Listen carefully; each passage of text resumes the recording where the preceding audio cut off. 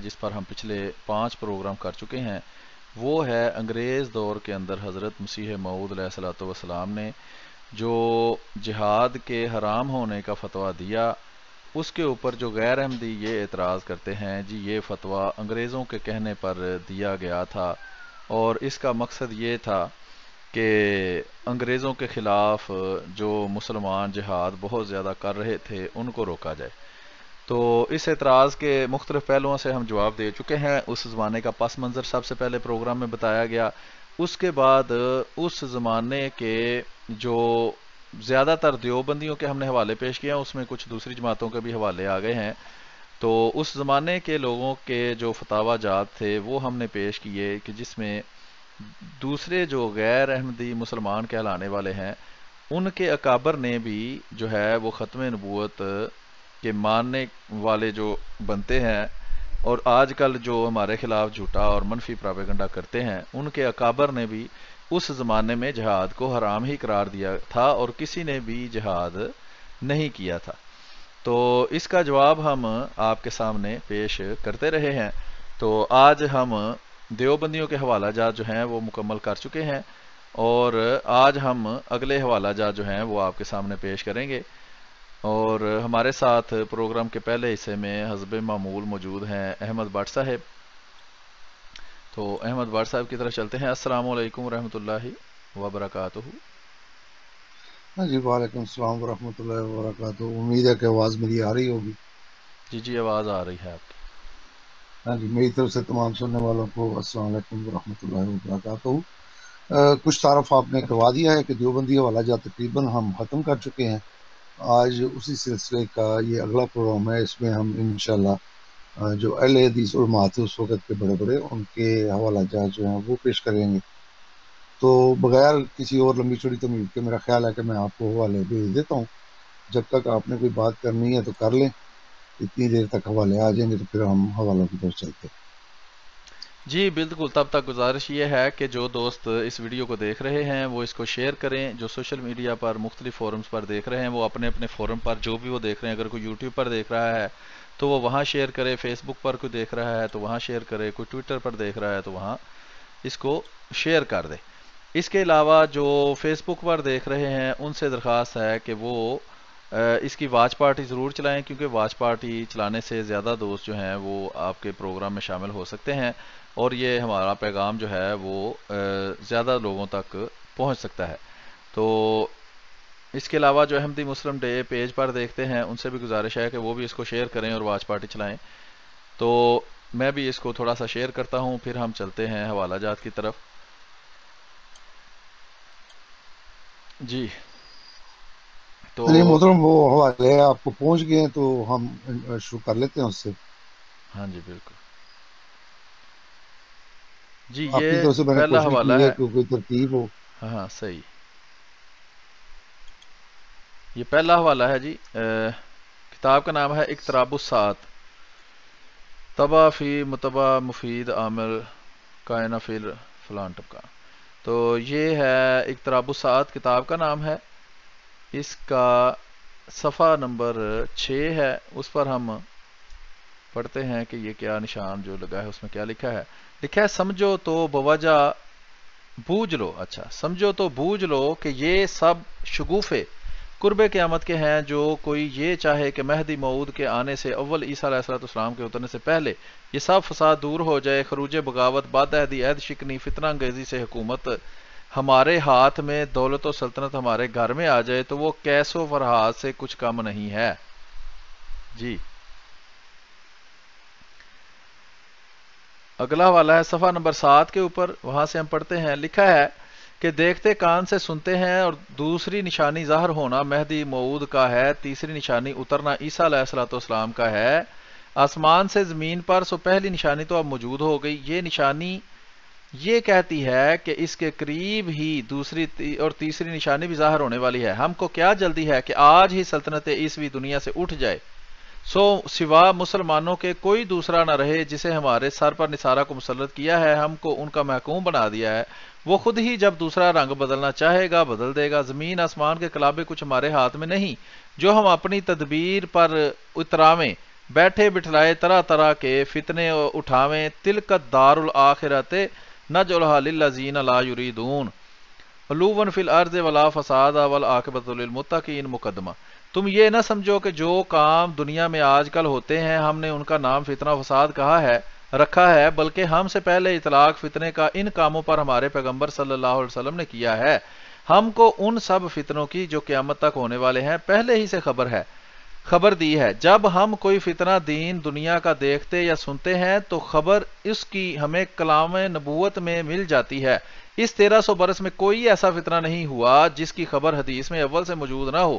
جو لوگ اس علم سے ناواقف ہیں وہی فتویٰ جہاد کے حق میں ہر فتنے کے دیتے ہیں، ورنہ دنیا میں مدت سے صورت جہاد کی پائی نہیں جاتی۔ ہم یہ نہیں کہتے کہ حکم جہاد کا اسلام میں نہیں ہے یا تھا مگر اب منسوخ ہو گیا ہے۔ یہ کہتے ہیں کہ زمانہ کی لڑائی بڑائی خواہ مسلمانوں کافر میں ہو یا باہم مسلمانوں کی مشکل ہے کہ جہاد شرعی ٹھہر سکے۔ خلق کا یہ حال ہے، جو کچھ اچھے کام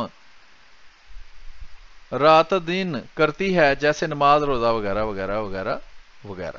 اس کے بعد صفحہ نمبر 8 ہے، لکھا ہے دین کے پیچھے دنیا پر لات مارتے تھے، اب تو جو کام دین کے پردے میں بھی ہوتا ہے وہ بھی غالباً دنیا طلبی ہی کے لیے ہوتا ہے۔ پس اس جدال و قتال کو کس طرح جہاد سمجھا جائے؟ غزونی سبیل اللہ، غزوہ فی سبیل اللہ ٹھہرایا جائے۔ عوام تو جب سے دنیا ہے تب ہی سے کل انعام ہو رہے ہیں۔ خواص میں چراغ لے کر مشعل جلا کر اگر ڈھونڈو گے تو ہزار میں ایک بھی ریاء و سماع سے نہ ملے گا۔ کل انعام ہے عوام، سچ پوچھو تو دراصل پیٹ کے بندے نفس کے مرید ابلیس کے شاگرد ہیں۔ چندی شکل از برائے عقل ان کی دوستی دشمنی، ان کے باہم کا رد و قد فقط اسی حسد و کینہ کے لیے ہے، نہ خدا کے لیے۔ پھر آگے لکھتے ہیں کسی مکروہ کے جیسے کفر، گناہ، فضیحت، فجور، مصیبت وغیرہ وہ بھی داخل فتنہ ہے۔ فتنے کو خدا نے قتل سے زیادہ سخت فرمایا ہے۔ اپنے پیغمبر کو فتنے سے بچنے کا حکم کیا ہے۔ پیغمبر نے امت کو ڈرا دیا کہ خبردار کسی فتنے فساد میں شامل نہ ہونا۔ اپنے لیے یہ دعا کی کہ مجھ کو بے ابتلاء فتنہ مار۔ فتنوں سے تو کوئی زمانہ آدم سے لے کر اس دم تک خالی نہیں رہا، فقط اتنی بات ہے کہ وہ فتنے اور طرح پر تھے اور اب اور طرح پر ہیں۔ جی کچھ تبصرہ کریں گے یا آگے چلیں؟ ہاں جی محترم، اس پہ دو تین باتیں جو ہیں وہ غور کرنے والی ہیں۔ ایک تو انہوں نے جہاد کے بارے میں کہا کہ یہ جو جہاد کا آج کل نعرہ لگا رہے ہیں یہ فتنہ اور فساد ہے، جہاد نہیں ہے، کیونکہ وہ شرائط جو ہیں وہ نہیں پائی جاتی۔ لیکن اس میں خصوصیت کے ساتھ انہوں نے جس بات کا ذکر کیا ہے وہ ہے کہ وہ یہ اب جہاد وغیرہ اگر جو بھی ہونا ہے وہ کسی امام کے تابع ہونا ہے۔ اسی وجہ سے انہوں نے امام مہدی اور حضرت عیسیٰ کا ذکر کیا ہے کہ وہ جب تک وہ نزول ان کا نہیں ہوگا وہ امامت جو ہے وہ اپنے ہاتھ میں نہیں لیں گے۔ اس طرح کا کوئی بھی فتویٰ جو ہے وہ صرف فساد ہے، جہاد نہیں ہے۔ جیسا کہ انہوں نے ذکر کیا کہ تمام فتنوں کا حضرت صلی اللہ علیہ وسلم نے ہم کو علم جو ہے وہ دے دیا، تو اس کو بھی انہوں نے فتنے میں ہی شمار کیا ہے، جس کو یہ آج جنگ آزادی کہتے ہیں، اور کہتے ہیں کہ ہمارے بڑوں نے جو ہے وہ انگریز کے خلاف تلواریں سونتی ہوئی تھی اور بس آج اور کل انگریز کو ہم نے بھگا دینا تھا۔ حالانکہ ہم بارہا یہ بتا چکے ہیں کہ انگریز جو ہے وہ پچھلے 150 سال سے زائد عرصے سے ہندوستان میں آ چکا تھا۔ اس وقت ان کے بڑے پتہ نہیں کہاں تھے۔ یہ 1857 کی جو ہم بات کر رہے ہیں اس کے بعد میں حضرت مسیح موعود علیہ السلام جو ہے ان کا ظہور ہوا ہے کہہ لیں۔ تو اس سے پہلے ان کے علماء جو جہاد کے فتوے دیتے تھے اور جہاد کرتے تھے، انہوں نے انگریز کے خلاف کیا اکھاڑ لیا تھا اور کون سے ان کے وہ مجاہدین جو ہیں وہ انہوں نے پیدا کر لیے تھے۔ اگر یہ سارے جیسا کہ آج کل یہ پروپوگنڈا کرتے ہیں کہ جی ہمارے علماء تو جو ہیں وہ جہاد کے فتوے دے رہے تھے اور سب مسلمانوں نے تلواریں جو ہیں وہ نکالی ہوئی تھی اور انگریز بس بھاگنے والا تھا، وہ تو حضرت مسیح موعود علیہ السلام آگے ہیں تو اس کی وجہ سے وہ رک گیا ہے۔ تو یہ ہم ان کے بزرگوں کے اور یہ جس کا حوالہ بھی آپ نے پیش کیا ہے، یہ اہل حدیث جانتے ہیں کہ ان کا مقام اور مرتبہ جو ہے وہ اہل حدیث فرقے میں کیا ہے۔ جی محترم جو نہیں جانتے ان کے لیے تھوڑا بتا ہی دیں کہ وہ کیا ہے، یہ کون ہے بندہ اور یہ کیا اس یہ کی نواب حیثیت ہے۔ صدیق حسن خان جو ہے یہ ان کو بعض جو ہے وہ مجدد بھی مانتے ہیں۔ بعد اب یہ وہابی۔ انکار کرتے تو علیحدہ بات ہے، جیسا کہ آن صلی اللہ علیہ وسلم کی حدیث میں بھی یہ ذکر ہے کہ میری امت پہ ایک زمانہ آئے گا کہ جو پچھلے لوگ ہیں وہ پہلوں پہ لعنت کیا کریں گے۔ لعنت ان معنوں میں کہ ان سے برات کا اظہار کریں گے، ان سے تعلق نہیں، جیسا کہ آج کل یہ جو ہے اہل حدیث جو ہے وہ کہتے ہیں جی ہم تو غیر مقلد ہیں، ہم تو کسی کی تقلید نہیں کرتے. اس وقت یہ ان کے نمائندے تھے، یہ ان کے روح رواں تھے، اور سارے اہل حدیث ان کے تابع تھے اس وقت. اور اگر آج کے اہل حدیث ان سے برات کا اظہار کرتے ہیں تو آج والے جو ہیں کل آنے والے ان سے کر دیں گے، بس وقت کی بات ہے. تو یہ انہوں نے خام خواہ ایک وہ بھاگنے کا، فرار ہونے کا ایک طریقہ پکڑا ہوا ہے جی. اگر ہمارے بعض علماء، اس وقت وہ بعض علماء نہیں بلکہ تمہارا وہ نچوڑ تھا، اور تمہارے وہ سردار تھے سارے کے سارے، جیسا کہ اگلے والے بھی جو آئیں گے ان میں بھی جو نام آئیں گے ان کو ہر کوئی شخص جو ہے وہ بڑی اچھی طرح جانتا ہے. جی محترم اگر جی آگے ہم چلتے ہیں جی. اگلا حوالہ ہے الحیات بعد الممات. کتاب کا نام ہے، یہ آپ دیکھ سکتے ہیں، یہ ہے سوان حیات سید محمد نذیر حسین صاحب دہلوی.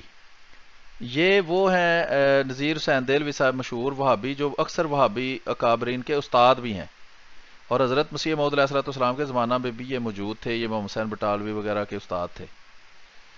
اور یہ کتاب کا صفحہ ہے نا 5 نمبر صفحہ ہے.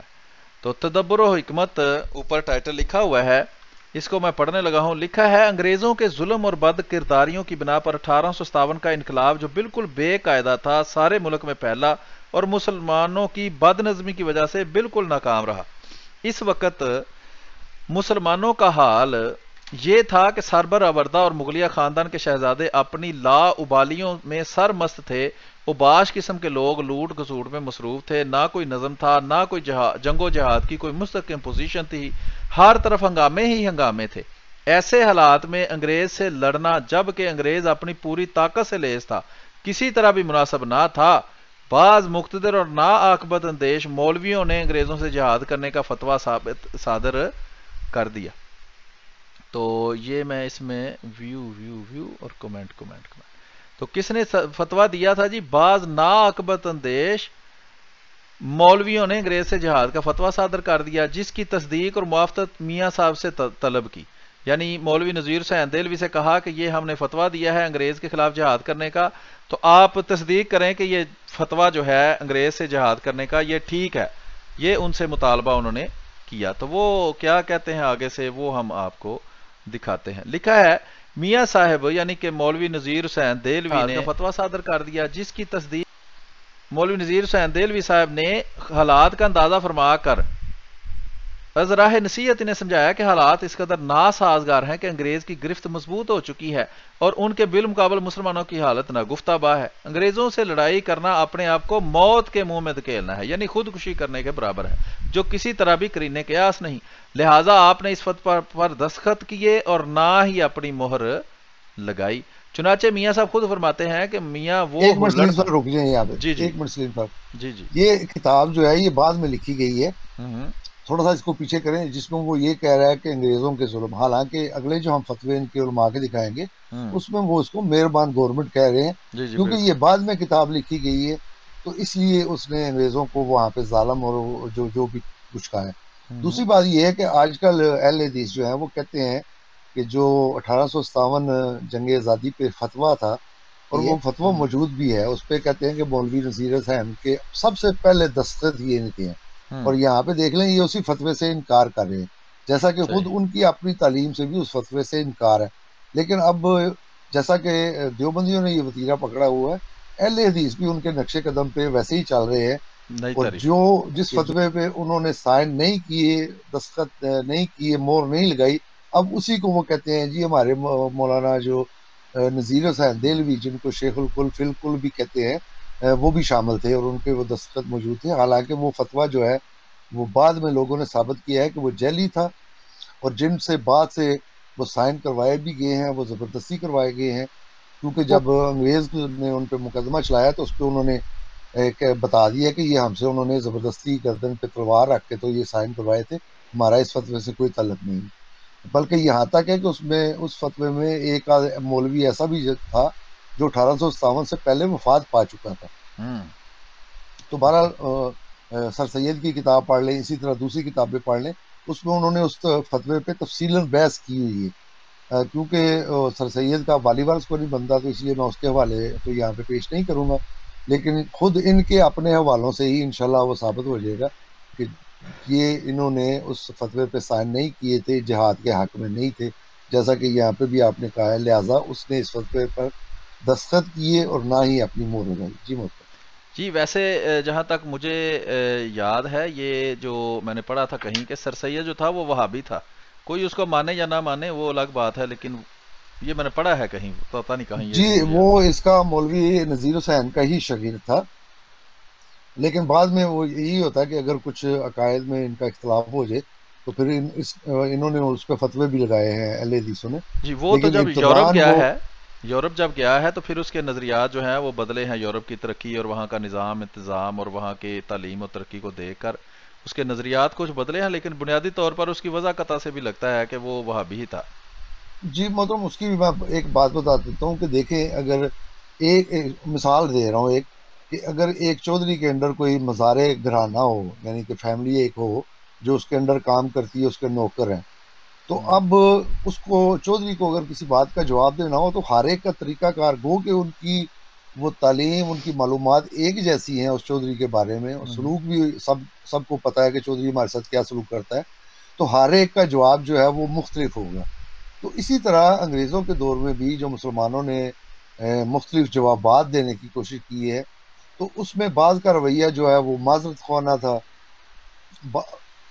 بعض کا جو ہے وہ جارحانہ تھا، بعض کا کچھ قسم کا تھا، لیکن اصل بات جو ہے وہ بتانے والی وہ یہ ہے کہ یہ تمام جتنے بھی بڑے بڑے اس وقت کے علماء تھے، وہ چاہے کسی بھی فرقے سے تعلق رکھتے ہوں، ان میں سے نہ کسی نے جہاد کیا، نہ کسی نے جہاد کا فتویٰ دیا۔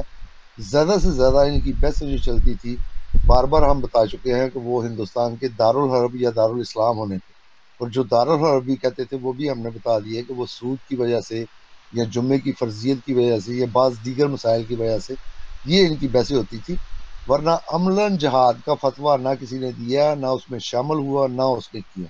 جی محترم۔ جی آگے لکھا ہے، چنانچہ میاں صاحب فرماتے ہیں کہ میاں وہ ہلڑ تھا، بہادر شاہی نہ تھی، وہ بیچارہ بوڑھا بہادر شاہ کیا کرتا؟ حشرات الارض خانہ براندازوں نے تمام دہلی کو خراب، ویران، تباہ و برباد کر دیا تھا، شرائط امارت جہاد بالکل مفقود تھیں، ہم نے تو اس فتویٰ پر دستخط نہیں کیے، مہر کیا کرتے اور کیا لکھتے؟ مفتی صدر الدین خان صاحب چکر میں آ گئے، بہادر شاہ کو بھی بہت سمجھایا کہ انگریزوں سے لڑنا مناسب نہیں، مگر وہ بادیوں کے ہاتھ کٹ پتلی ہو رہے تھے، کرتے تو کیا کرتے؟ یعنی بہادر شاہ سے بھی زبردستی انہوں نے فتویٰ لے لیا تھا، اس بیچارے کی اوقات ہی کوئی نہیں تھی۔ یہ محترم یہ جو صدر الدین کی بات ہو رہی ہے، یہ صدر الدین آزردہ ہے ان کا نام، انہوں نے جو سائن کیے تھے اس میں انہوں نے چلاکی کی کہ جو اس وقت باغی تھے وہ سمجھے کہ یہ فتویٰ بالخیر ہے، اس کے الفاظ اب میرے ذہن میں نہیں ہے، ہو سکتا تھوڑی دیر بعد آ جائے، بالجبر۔ تو انہوں نے کہا کہ یہ میں نے فتویٰ بالخیر نہیں کہا تھا، میں نے یہ فتویٰ کوئی اور لفظ انہوں نے استعمال بالجبر کیا، یعنی کہ وہ بالجبر ہیں، لکھا تھا، جبر، ہاں بالکل بالکل بالجبر، اور انہوں نے کہا میں نے تو بالجبر نقطہ اوپر لکھا ہے کہ نیچے کی۔ مجھ پہ، جی، اور میں وہ باغی یہ سمجھے تھے کہ یہ انہوں نے لکھا فتویٰ بالخیر، تو ان کی جان چھوٹ گئی، لیکن جب وہ مقدمہ چلا ان پہ تو انہوں نے بتایا کہ یہ دیکھیں جی میں نے تو فتویٰ بالجبر لکھا ہوا ہے کہ مجھ سے زبردستی یہ فتویٰ لیا گیا، تو اس وجہ سے پھر ان کو سزا بھی نہیں ہوئی تھی۔ تو یہ مولوی صدر الدین آزردہ ہیں جن کے بارے میں بتایا جاتا ہے کہ اس وقت وہ مجاہدوں میں شامل تھے، وہ بھی شامل نہیں تھے۔ جی آگے ہے، جی بہادر شاہ کو بھی وہ سمجھایا کہ انگریزوں سے لڑنا مناسب نہیں، مگر وہ باغیوں کے ہاتھ کٹ پتلی ہو رہا تھا، کرتے تو کیا کرتے؟ الحیات بعد الممات، صفحہ فلاں فلاں۔ ناظرین کرام، یہ تھے وہ حالات جن کی بنا پر میاں صاحب نے انگریزوں کے خلاف جہاد کے فتوے پر دستخط نہیں فرمائے۔ اسی زمانہ میں آپ نے ایک انگریز عورت کو باغیوں سے بچایا اور اسے پناہ بھی دی، یہ بالکل یہی کام میرا خیال ہے سر سید نے بھی کیا تھا۔ نہیں، سر سید نے اسی واقعے کا ذکر کیا تھا، اور یہ کوئی غلط بات نہیں ہے، میں نہیں اس ہم کی یہ کب وضاحت کہتے ہیں کر دوں۔ غلط بات، لیکن یہ ہاں جی، سمجھتے ہیں نا غلط بات، یہ تو ان کو لونڈیاں بنانا چاہتے ہیں وہابی آج کل کے جو ہیں۔ جی بالکل، اور یہ انہوں نے بالکل اسلام کے اصول کے مطابق بالکل جو کرنا چاہیے تھا ان کو، انہوں نے بالکل وہ کیا، اس لیے کہ اسلام جو ہے وہ حالت جنگ میں بھی بچوں، بوڑھوں، عورتوں اور جو عبادت گزار ہیں ان لوگوں سے تعرض کرنے کو منع کرتا ہے، تو انہوں نے بالکل صحیح کیا تھا۔ یہ دیکھ لیں کہ یہ اگر جہاد تھا تو انہوں نے بچوں کو بھی مارا ہے، عورتوں کو بھی مارا ہے، اور جو شامل نہیں تھے جنگ میں ان لوگوں کو بھی، ان انگریزوں کو بھی مارا ہے، تو یہ ان کا یہ فعل جو ہے کم از کم یہ بالکل صحیح اسلام کے مطابق ہے۔ اگر انہوں نے انگریز مہم کی جان بچائی ہے تو کوئی جرم نہیں کیا، بالکل صحیح اسلام پہ انہوں نے عمل کیا. جی محترم. جی بالکل. اس زمانہ میں آپ نے ایک انگریز عورت کو بارے میں بچایا اور اسے پناہ دی. یہ بالکل اسلامی تعلیمات کے مطابق تھا کہ عورت پر ہاتھ اٹھانا شرعاً درست نہیں ہے. میاں صاحب کی مسلط انگیز باتوں کو مولوی فضل الرحمان بہاری مصنف الحیات بعد الممات نے گورنمنٹ انگلش کے ساتھ وفاداری سمجھ لیا اور کتاب میں گورنمنٹ انگلش کا عنوان دے دیا. جی اس محترم، زمانے میں اس میں جو اعتراض والی بات ہے نا، جی جی جیسا کہ میں نے بتایا کہ جو انہوں نے فیل کیا اس کی جان بچائی، وہ بالکل اسلامی ہے، لیکن جو فیل ان کا جو قابل جرم بن جاتا ہے وہ آگے جا کے وہ یہ بنتا ہے کہ اس کے بدلے پھر انہوں نے پیسہ بھی لیا. وہ یہ تو ان کو نہیں انعام کے کرنا طور چاہیے پر تھا. انہوں نے دیا، انعام دیا کوئی انہوں نے کہا جیسے تو بھی نہیں. ہے، لیکن وہ پھر وہ اللہ کے لیے نہ ہوا، پھر وہ انعام کے لیے ہو گیا نا ان کا فیل. یہ ایک اچھا عمل بھی جو ہے اس کو بھی انعام لے کے تو انہوں نے وہ ضائع کر دیا. بہرحال وہ ایک ہاں ضمن جی بات آ گئی ہے. جی تو جی اگر تو میم کی جان بچانے کی حد تک بات رہتی تو بالکل یہ میں بھی تائید کرتا ہوں اس بات کی کہ یہ کام ان کا بالکل صحیح اسلامی تھا. جی محترم. ٹھیک ہے. یعنی انگریزوں سے پیسہ بھی لیا میم کو بچانے کے لیے بجائے اس کے کہ جہاد کرتے. آگے ہو گیا جی صفحہ نمبر اگلا آ گیا ہے. کیا مکی دور میں کفار سے جہاد نہ کرنے کا حکم کفار سے وفاداری اور ان سے ہمدردی کی بنا پر تھا؟ کیا کوئی مسلمان اس بات کو تسلیم کرنے کے لیے؟ ہرگز نہیں. بلکہ بات یہ تھی کہ کفار مکہ سے جہاد کرنے کے ذرائع اور اسباب مسلمانوں کے پاس بالکل مفقود تھے، کر ہی نہیں سکتے تھے. اس لیے اللہ تعالیٰ کی طرف سے جہاد کا حکم نہیں تھا. چونکہ 1857 کے انقلاب میں مسلمانوں کی بد نظمی کی وجہ سے یہی کیفیت تھی، اس لیے میاں صاحب نے انگریز کے خلاف جہاد کرنے کا فتویٰ پر دستخط نہیں کیے. اس سے یہ لازم نہیں آتا کہ میاں صاحب انگریز کے ہمدرد اور وفادار تھے. اچھا جی، میاں صاحب کے علوم کا اثر. آگے چلتے ہیں جی. عبدالشکور اسری سانگلا صفحہ نمبر 76 لکھا ہے گورنمنٹ انگلیشیا کے ساتھ وفاداری، لویلٹی. یہ انگریزی کا لفظ لکھا ہے جی، یہ لویلٹی پنجابی کا نہیں ہے. 12 حج کو جاتے وقت جو چھٹی کمشنر دہلی وغیرہ نے میاں صاحب کو دی تھی، اس کی نقل سفر حج کے بیان میں ہدیہ ناظرین کی جائے گی. مگر اسی کے ساتھ یہ بھی بتا دینا بھی ضروری ہے کہ میاں صاحب بھی گورنمنٹ انگلیشیا کے ساتھ کیسے وفادار تھے. زمانہ غدر 1897. یہ اس نے کیا ظلم کر دیا، جہاد کو غدر لکھ دیا. اچھا، زمانہ غدر 1857 میں جب کہ دہلی کے بعض مقتدر اور بیشتر معمولی مولویوں نے انگریزوں پر جہاد کا فتویٰ دیا. یہ وہ تھے جی، وہ جس کو کہتے ہیں نا تھڑا چاپ مولوی، اکثر دیوبندی کہتے ہوتے ہیں. تو یہ ان کا ذکر ہے کہ وہ کہہ رہے ہیں کہ معمولی مولویوں نے انگریزوں سے جہاد پر فتویٰ دیا تو میاں صاحب نے اس پر دستخط نہ کیا نہ مہر لگائی. وہ خود فرماتے ہیں کہ میاں وہ ہلڑ تھا. یہ وہی میرا خیال عبارت کا حوالہ ہے. یہاں بہادر شاہ نہ تھی، وہ بیچارہ بوڑھا بہادر شاہ کیا کرتا. حشرات الارض خانہ براندازوں نے تمام دہلی کو خراب ویران تباہ اور برباد کر دیا. شرائط مہارت جہاد بالکل مفقود تھے. ہم نے اس فتوے پر دستخط نہیں کیا اور نہ ہی مہر کیا. اور لکھتے ہیں کہ مفتی صدر الدین خان صاحب چکر میں آ گئے. بہادر شاہ کو بھی یہ وہی بالکل عبارت ہے. 12 صفحہ نمبر 77 پر ہم دیکھتے ہیں جی. میاں صاحب کے دل پر اس نظارہ کا صدمہ ہوا اور دیدہ ہوئے اسی وقت قلعہ سے یہ کہتے ہوئے نکلے کہ اب دہلی اور اہل دہلی کی خیر نہیں. یہ نذیر حسین صاحب جو تھے یہ دہلی کے رہنے والے تھے، اور مجھے لگتا ہے کہ یہ بادشاہ کی جو اس وقت کے حالات تھے اس دوران یہ قلعے وغیرہ کا بھی چکر لگاتے رہے تھے، کیونکہ جو بادشاہ کا دربار وغیرہ تھا جس میں کچھ بھی سوائے خاک اڑانے کے کچھ نہیں تھا، وہ قلعے میں موجود تھا اور وہ دہلی میں تھا.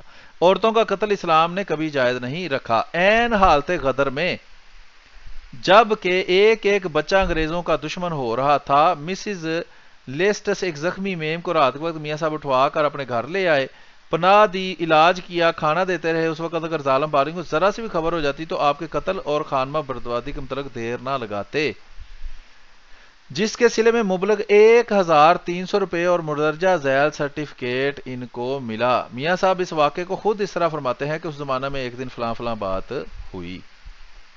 میں نے اسے کی آواز جانا بڑا. صفحہ نمبر 78 ہے. جب قریب پہنچا تو دیکھا کہ ایک میم مجروح ہو رہی ہے. ہم لوگوں کو دیکھ کر کہنے لگے خدا کے واسطے میری جان مت مارو. میں نے اس کو دلاسا دیا اور کہا کہ ہم مسلمان ہیں، ہمارے مذہب میں لڑائی کے وقت بھی کسی غنیم اور بچے اور جان مار دینا، تکلیف دینا حرام ہے.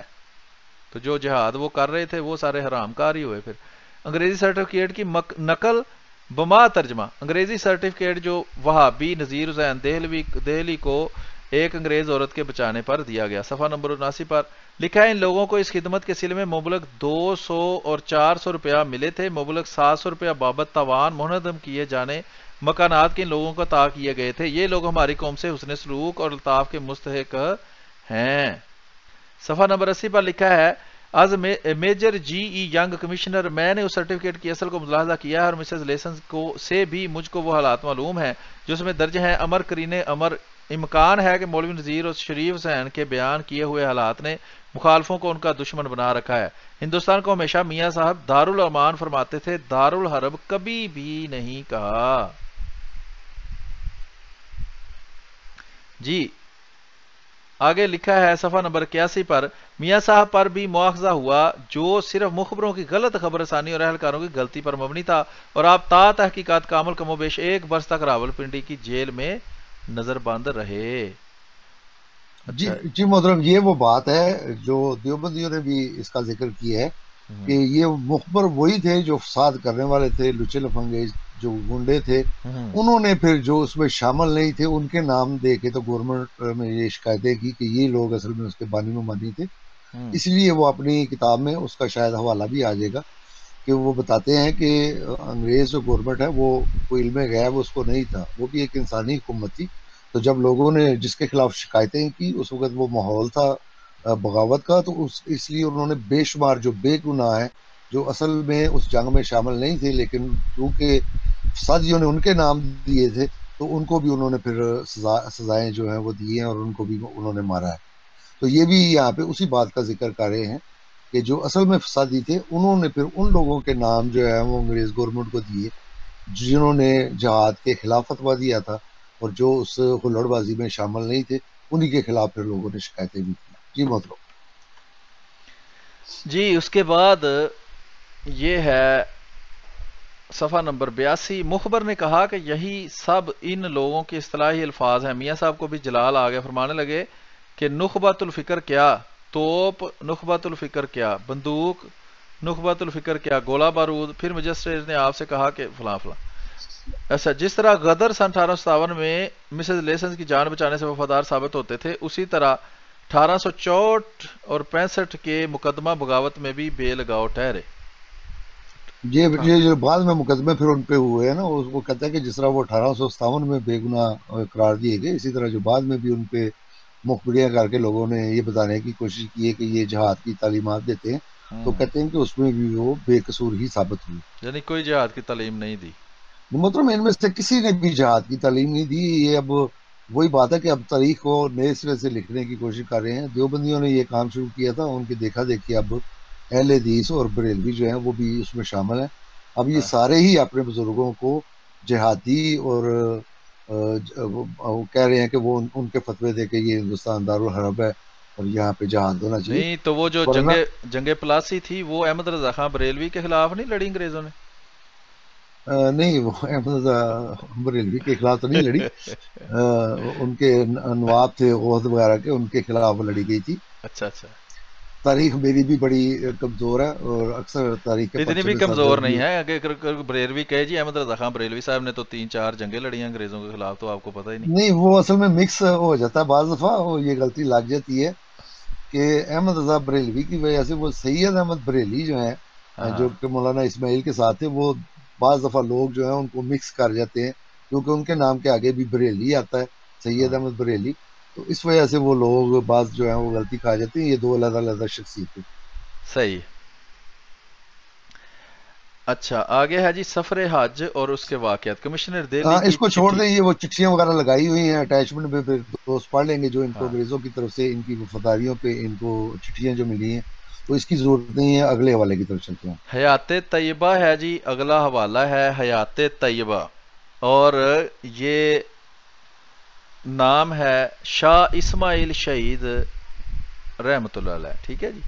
مرزا حیرت دہلوی صاحب اس کو لکھ رہے ہیں، اور یہ وہابی تھے جی، اہل حدیث وہابی، شاہ اسماعیل شہید۔ ہاں جی، اصل میں یہ شاہ اسماعیل شہید جو ہے نا، یہ مشترکہ ہیں دیوبندیوں اور اہل حدیث میں۔ یہ دونوں ہی ان کا دفاع بھی کرتے ہیں، دونوں ہی ان کو اپنا بڑا بھی مانتے ہیں، لیکن یہاں سے پھر وہ جو بار بار جس کا میں کہتا ہوں کہ وہ ان کا جو رفت پیدا ہوئی ہے ان دونوں فرقوں کے درمیان، اس کے بعد ہوئی ہے، یہاں پہ جا کے یہ دونوں اکٹھے ہو جاتے ہیں۔ اسی طرح شاہ عبدالعزیز پہ جا کے تو تینوں بریلوی بھی ان کے ساتھ مل جاتے ہیں۔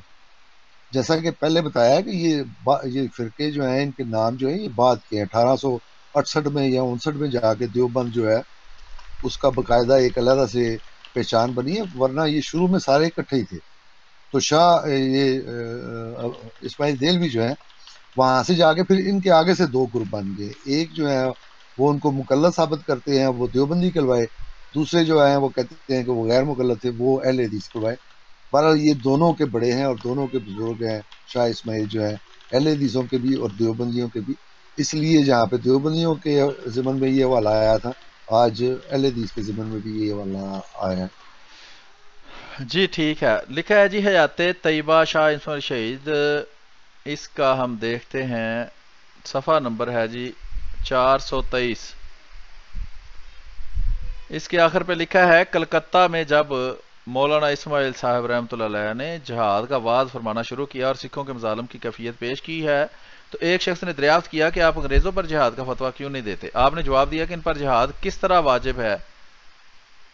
230، اچھا یہ اندر صفحے نہیں ہیں بارہ، تو آگے ہم چلتے ہیں، صفحہ نمبر 430 کے درمیان میں یہ حوالہ ہے کہ بھلا مسلمانوں کو گورنمنٹ انگلش سے کیوں سروکار ہونے لگا تھا جہاں وہ اپنے دین کے ارکان بخوبی ادا کر سکتے تھے اور کرتے تھے؟ انہیں تو لبریشن یعنی مذہب آزادی بخوبی حاصل تھی، وہ صرف دشمن دین و ایمان سکھوں سے مقابلہ کرنا چاہتے تھے اور ان کا ارادہ صرف سکھوں ہی سے اپنے مظلوم بھائیوں کا انتقام لینا تھا، جن کے قابل رحم مظالم کا بیان مولوی شہید رحمۃ اللہ علیہ کی سوانح عمر میں بیان کر چکے ہیں۔ سید احمد صاحب نے عام طور پر دھڑاکے سے اپنے مریدوں کو ہر شہر میں یہ اجازت دے دی کہ سکھوں پر جہاد کرنے کا واعظ ہوں۔ صفحہ نمبر 431۔ مجاہدین جمع ہوئے، سید احمد صاحب نے مولانا شہید کے مشورہ سے شیخ غلام علی رئیس الہ آباد کی معرفت لیفٹیننٹ گورنر ممالک مغربی شمالی کی خدمت میں اطلاع دی کہ ہم لوگ سکھوں پر جہاد کرنے کی تیاری کرنے کو ہیں، سرکار کو تو اس میں کچھ اعتراض نہیں، یعنی کہ انگریزوں سے اجازت مانگ رہے ہیں، جہاد انہوں نے کیا کرنا تھا اس کا، سرکار کو تو اس میں کوئی اعتراض نہیں۔ لیفٹیننٹ گورنر نے صاف لکھ دیا کہ ہماری امرداری میں امن میں خلل نہ پڑے، ہمیں کچھ سروکار نہیں، نہ ہم ایسی تیاری کے مانے ہیں۔ یہ تمام بین ثبوت صاف اس مت پر دلالت کرتے ہیں کہ یہ جہاد صرف سکھوں کے لیے مخصوص تھا، سرکار انگریزی سے مسلمانوں کو ہرگز مخاصمت نہ تھی۔ مولانا شہید کے سوانح عمری میں تمام جنگوں کا حال مفصل طور پر ذکر کر دیا گیا ہے۔ جی محترم، اس پہ میں تبصرہ کرنے کی ضرورت نہیں ہے، واضح الفاظ ہیں کہ یہ اصل میں جو شاہ عبدالعزیز کے فتوے کا بار بار دونوں گروپ جو ہیں دیوبندی اور اہل حدیث جو ہیں وہ بہانہ بناتے ہیں، تو وہ دہلی کے تھے، شاہ اسماعیل بھی دہلی کے تھے، تو اگر جہاد کا فتویٰ واقعی اگر ان کا تھا تو ان کو چاہیے تھا کہ وہ اپنے گھر دہلی سے انگریزوں کے خلاف ابتدا کرتے، نہ کہ انگریزوں سے اجازتیں لے کے، بلکہ ان سے مدد لے کے۔ انہوں نے پورا رستہ ان کی وہ مدد کی ہے، اس کی ایک لمبی چوڑی تفصیل ہے کہ آخر تک انگریزوں نے ان کو کھانے بھی پہنچائے ہیں، ان کو پیسے بھی دیے ہیں، سب کچھ ان کی جو بھی ممکنہ صورتحال تھی مدد کرنے کی وہ انہوں نے ان کی ہے، اس لیے کہ وہ سکھوں کے خلاف لڑ رہے تھے۔ تو اس لیے یہ دھوکہ دینے کی اب یہ کوشش نہ کریں کہ ہمارے بزرگوں نے انگریزوں کے خلاف لڑا، بلکہ انگریزوں کی مرضی سے، اور انگریز یہ چاہتے تھے اس وقت کہ سکھوں کی حکومت جو ہے کمزور ہو۔ اسی طرح سکھوں کی حکومت کے جو مظالم ہیں اس کا کچھ کا ذکر ہم کر چکے ہیں، کچھ مزید بھی اس کے حوالہ جات ہیں کہ اتنا تانگ تھے مسلمان کہ وہاں سے سکھوں کی علمداری سے نکل کے، یعنی کہ پنجاب سے نکل کے، تو وہ جو گورنمنٹ انگریزی کے علاقے ہیں وہاں پہ جا کے وہ پناہ لیا کرتے تھے سکھوں کے ظلموں کے خلاف۔ تو آج یہ بتانے کی کوشش کر رہے ہیں یا تاریخ کو چینج کرنے کی کوشش کر رہے ہیں کہ ہمارے بزرگوں نے انگریزوں کے خلاف جو ہے وہ جہاد لڑا ہے، وہ صرف احمدیوں کی وجہ سے پھر ہم نے جہاد جو ہے وہ چھوڑ دیا۔ جی محترم، جی یہ اخبار ہے جی، اخبار اہل حدیث ثناء اللہ امرتسری جو ہے وہابی، اس کا یہ اخبار ہے، اور اس میں یہ بھی چیز دیکھیں کہ اس اخبار کے ہر شمارے کے اوپر ٹائٹل پیج کے اوپر یہ لکھا ہوتا تھا، پہلے پیج کے اوپر کہ اغراض اخبار حاضہ، اس اخبار کے اغراض و مقاصد کیا ہیں؟ ان میں تیسرا مقصد ہے، اچھا پہلا لکھا ہے دین اسلام اور سنت نبی علیہ السلام کی حمایت اور اشاعت کرنا، مسلمانوں کی عموماً اور اہل حدیث یعنی وہابیوں کی خصوصاً دینی و دنیوی خدمات کرنا، تیسرا ہے گورنمنٹ اور مسلمانوں کے تعلقات کی نگہداشت کرنا۔ انہوں نے جہاد کیا کرنا تھا؟ یہ ہے اس کا، ہر اخبار کے ہر ٹائٹل صفحے پر یہ 3 باتیں لکھی ہوتی تھی، جس میں سے تیسری بات یہ تھی کہ گورنمنٹ اور مسلمانوں کے تعلقات کا خیال رکھنا کہ وہ کہیں خراب نہ ہو جائیں. تو یہ جہاد کر رہے تھے وہاں. اچھا آگے چلتے ہیں جی. آگے ہے صفحہ نمبر 2 ہے. یہ اخبار ہے اہل حدیث امرتسر، 8 ستمبر سن 1905 کا اخبار ہے. جہاد اس کا ٹائٹل ہے. صفحہ نمبر بتا دیا ہے میں نے، 2 ہے. اس پہ لکھا ہے کہ جہاد کیا وہ بھی ایماندار ہے. اب غور طلب یہ مسئلہ ہے کہ اگر جہاد کے معنی کفار کو طے کرنا ہے تو لسانی اور قلبی جہاد کے کیا معنی ہیں؟ کچھ شک نہیں کہ یہ حدیث زبان حال سے بتا رہی ہے کہ جہاد کے معنی کوشش کرنے کے ہیں، جو آج کل بھی ہو رہی ہے. دین حق کی تائید میں کتابیں لکھنا یہ دستی جہاد میں داخل ہے، اور زبان سے واضح نصیحت کرنا ویسے دعا مناجات کرنا زبانی اور دلی جہاد میں ہے. آریوں کو مناسب ہے کہ اس لفظ جہاد سے ہر کس خائف نہ ہوں، اس کی سیرت کو ملاحظہ کریں. میں دعویٰ سے کہتا ہوں کہ قرآن شریف میں کوئی آیت اس قسم کی نہیں ملے گی جس کے معنی ہو کہ کفار کو وجہ کفر کے طے کر دو. تو یہ ہے جناب تعریف ثناء اللہ مرسلی محترم بھابی کے اس مطابق. کا ایک خاص حوالہ اور بھی تھا ہوں، وہ اسی جہاد کے متعلق، لیکن یہاں پہ بھی اس نے بڑی اچھی طرح وضاحت کر دی ہے جی جی کہ جہاد کا مطلب جو ہے وہ جد و جہد کرنا ہے. یہ قتال جو ہے اس کو جہاد نہیں کہتے، اور وہ جد و جہد جو ہے وہ ہم یہ لکھ پڑھ کے تو کر رہے ہیں. بالکل اس کا یہی فتویٰ تھا. وہ اتفاق سے مجھے اس کا وہ رسالہ جو ہے وہ خاص وہ نہیں مل سکا، اس وجہ سے اس کا فتویٰ وہ شامل نہیں ہوا. لیکن بنیادی طور پہ یہ صاحب بھی جو ہیں ان کا بھی جہاد کے فتوے سے کسی قسم کا کوئی تعلق نہیں تھا، اور یہ بھی کلمی جہاد جو ہے اسی کے قائل تھے، اور اسی کا یہاں پہ انہوں نے ذکر کیا ہے.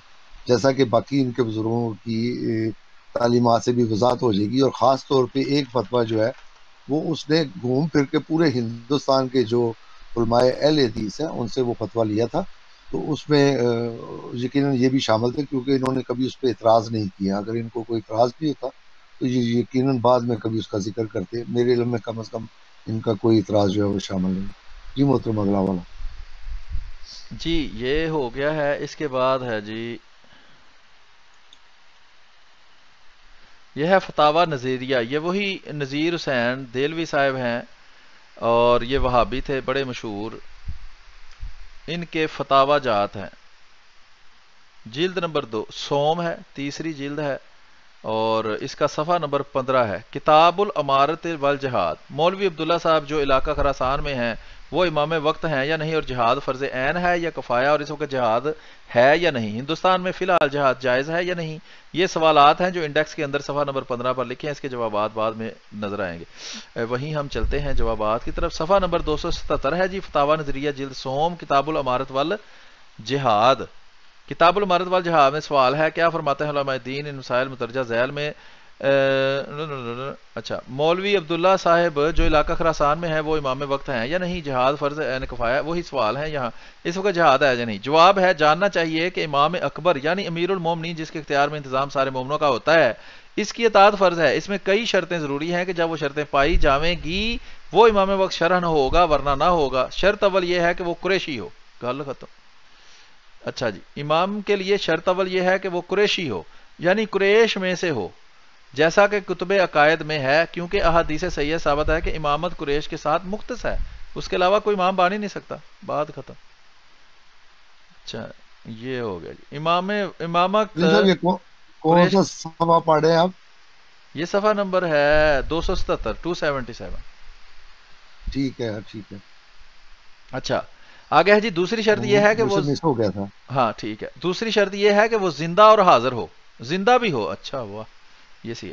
دوسری شرط یہ ہے کہ وہ زندہ ہو اور حاضر ہو اور عاقل ہو، اور مردہ و غائب قابل امامت کے نہیں. ہاں امام زندہ ہونا چاہیے، مردہ جو ہے وہ امام نہیں ہو یہ سکتا. یہاں پہ انہوں نے شیعہ پہ ٹانٹ کی ہے جی کہ جی امام غائب والا جو ہے نا وہ بھی نہیں یہاں پہ چلے گا، موجود بھی ہونا چاہیے. اور دوسری اس میں جو انہوں نے وضاحت کی ہے وہ کہتے ہیں کہ امام جو ہے وہ قریشی ہونا چاہیے. اب یہ جتنے بھی دیوبندی اہل حدیث وغیرہ جتنے بھی ہیں، اسی طرح مولانا احمد رضا بریلوی جو ہے انہوں نے باقاعدہ ایک کتاب لکھی تھی کہ ائمہ من قریش، کہ جب یہ طریقے خلافت چلی تھی تو انہوں نے کہا تھا کہ ٹھیک ہے مسلمان حکومت ہے، ہمیں ہمدردی کرنی چاہیے، لیکن امام جو ہے وہ قریشی ہی ہونا چاہیے. تو اب یہ سارے بتائیں کہ اس وقت ہندوستان میں کون سا قریشی امام ایسا موجود تھا جس پہ یہ سارے متفق تھے، جس کی اطاعت کی بیعت انہوں نے کی ہوئی تھی اور اس نے فتویٰ جہاد دیا. تو اس لیے اس سے ہٹ کے اب جو بھی مولوی فتویٰ دے گا تو وہ حضرت صلی اللہ علیہ وسلم کی حدیث کے خلاف کرے گا کہ اس کو تو رائٹس ہی کوئی نہیں ہے. اس لیے کہ امام مشترک ہونا چاہیے، اس کی اطاعت کی بیعت سب نے کی ہونی چاہیے، وہ واجب الاطاعت ہونا چاہیے کہ سارے اس کے حکم کی اطاعت کریں. جیسا کہ اس وقت جماعت احمدیہ میں ایک امام ہے، وہ سب کے لیے واجب الاطاعت ہے. اگر وہ کل کسی وجہ سے وہ فتویٰ دیں گے تو وہ ہم احمدیوں کے لیے عمل کرنا اس پہ لازم ہوگا، اس لیے کہ ہم نے ان کو امام مانا ہے. یہ نہیں کہ کوئی مولوی یا مربی اٹھ کے تو جہاد کے فتوے دیتا پڑے، بلکہ یہ حیثیت صرف امام وقت کی ہے. تو اس وقت بتا دیں کہ ہندوستان میں کون سا ایسا قریشی امام موجود تھا جس نے فتویٰ جہاد دیا اور سارے مسلمان جو ہیں اس کی اطاعت میں تھے اور انہوں نے اس کی پیروی کی. جی محترم، اسی طرح ان کے اس اعتراض کا بھی جواب آ جائے گا جو یہ کہتے ہیں کہ حضرت مسیح موعود علیہ السلام نے کیونکہ وہ اس کے خلاف فتویٰ دیا تو بقول آپ کے تو وہ بھی قریشی نہیں تھے، وہ ہمارے لیے تو قابل حجت ہو سکتے ہیں، تمہارے لیے تو ان کا بھی فتویٰ قابل حجت نہیں ہے. اس بنا پہ بھی قطع نظر دوسری بنیادوں کے کہ تم نے تو ان پہ تو کفر کے فتوے لگائے ہوئے تھے. تو یہ عجیب بات ہے کہ جس شخص پہ کفر کے فتوے لگائے ہوئے اس نے فتویٰ جہاد کے خلاف فتویٰ دیا اور تم نے جہاد چھوڑ دیا. پھر مجھے بار بار وہ چودھری غلام حسین صاحب یاد آ جاتے ہیں کہ کیا کوئی عقل ہے؟ تمہارے بڑے بڑے جن کے لاکھوں نہیں سارے، بلکہ اس وقت تو یہ جن اہل حدیثوں کے ہم آج فتوی یہاں پہ پیش کریں وہ سارے ہی اہل حدیث جو ہیں ان کے تابع تھے اس وقت.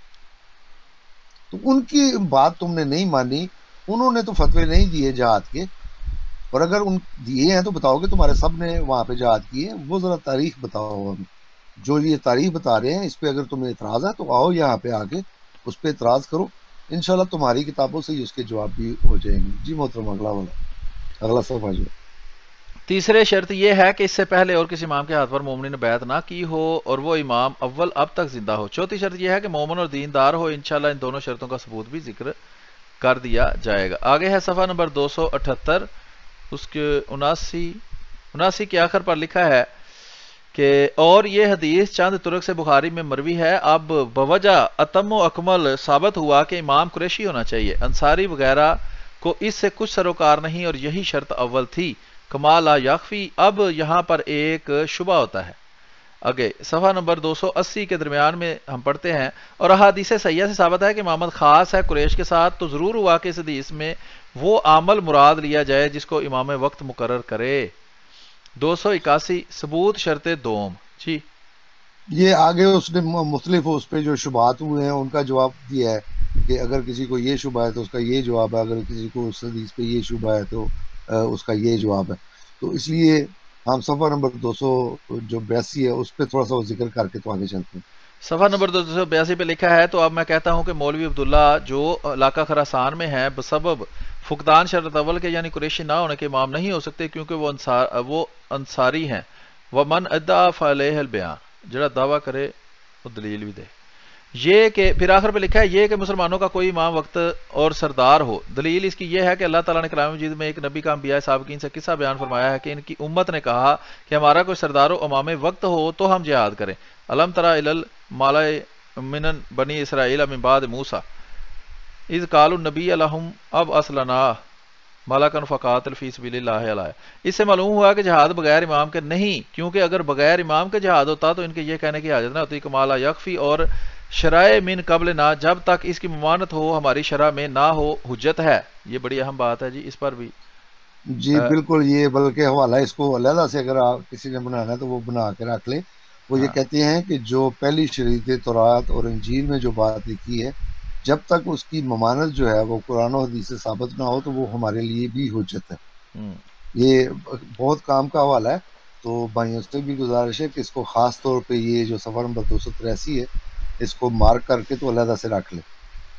کمالا یخوی علی الماہر بالاصول، اور حدیث میں آیا ہے کہ امام ڈھال ہے، اس کے پیچھے ہو کر لڑنا چاہیے اور اس کے ذریعے سے بچنا چاہیے. اچھا، بخاری مسلم میں حدیث ہے. اس سے صراحتاً یہ بات معلوم ہوتی ہے کہ جہاد امام کے پیچھے ہو کر کرنا چاہیے، بغیر امام کے نہیں ہوتا. دوسری شرط ہے کہ اسباب لڑائی کا مثل ہتھیار وغیرہ کے مہیا ہو جس سے کفار کا مقابلہ کیا جائے. فرمایا اللہ تعالیٰ نے کہ اور سامان تیار کرو ان سے کی لڑائی کے لیے، جو کچھ ہو سکے تم سے ہتھیار اور گھوڑے پالنے سے، تاکہ ان سے ڈراؤ اللہ تعالیٰ کے دشمنوں کو اور اپنے دشمنوں کو۔ قال الامام البغوی فی تفسیر حاضح الآیات، اچھا یعنی قوت ہونی چاہیے، طاقت ہونی چاہیے۔ یہ تیسری، محترم اصل میں وہ شرائط جہاد کی جو ہے وہ بتا رہے ہیں، امام کی شرط بھی یعنی اس کہ کی وہ انہوں وہاں نے موجود شامل نہیں کی۔ تھی انگریزوں کی جہاں جی یہ بالکل، رہتے یہ تھے علاقے ساری میں، یہی جتنی بھی وہ بتا رہے شرطیں ہیں۔ جن کا وہ یہاں پہ ذکر کر رہے ہیں وہ وہاں پہ موجود نہیں تھی، اور یہ قرآن و حدیث سے دلیل آ رہے ہیں۔ ہاں آج ان کو کسی اور منسوخ آیت کا پتہ چل گیا ہو کہ فلانی آیت اس کی ناسخ ہے، تو مجھے نہیں علم، وہ بتا دے ہمیں۔ ورنہ اس وقت جو امام کی شرائط تھی، جو جہاد کی شرائط تھی ملک ہندوستان میں، وہ نہیں پائی جاتی تھی۔ اسی کا یہ تفصیلاً یہاں پہ یہ اپنے اس فتوے میں وہ ذکر کر رہے ہیں کہ یہ کوئی بھی شرط جو ہے وہ نہیں پائی جاتی، جیسا کہ صفحہ نمبر 284 پہ جا کے کہتے ہیں کہ اس زمانے میں ان 4 شرطوں میں سے کوئی شرط بھی موجود نہیں، تو کیوں کر جہاد ہوگا؟ ہرگز نہیں ہوگا۔ تو یہ وہ محترم جب وہ شرائط جہاد کی موجود نہیں تھی، تو وہ پھر وہ گلی محلے کے جو ہیں وہ لونڈے لپاڑے قسم کے مولوی وہی پھر جہاد کے فتوے دے رہے تھے۔ وہ ورنہ جو اہل علم ہے ان میں سے، کیونکہ وہ جانتے تھے کہ کوئی بھی شرط نہیں پائی جاتی، تو اس لیے انہوں نے کسی نے بھی جہاد کا فتویٰ جو ہے وہ نہیں دیا۔ اچھا باقی وہ پس، تفصیل جو ہے وہ ہاں صفحہ نمبر 284 پر یہ نیچے ایک میں نے پڑھا ہے، وہ بھی میں بتا دوں کہ پس جب یہ بات بیان ہو چکی تو میں کہتا ہوں اس زمانے میں ان 4 شرطوں میں سے کوئی شرط موجود نہیں، تو کیوں کر جہاد ہوگا؟ ہرگز نہیں ہوگا۔ علاوہ بری ہم لوگ معاہد ہیں، یہ انتہائی ضروری بات ہے کہ ہمارا معاہدہ ہے سرکار سے، یعنی انگریزوں سے ہم نے معاہدہ کیا ہوا ہے، پھر کیوں کر عہد کے خلاف کر سکتے ہیں؟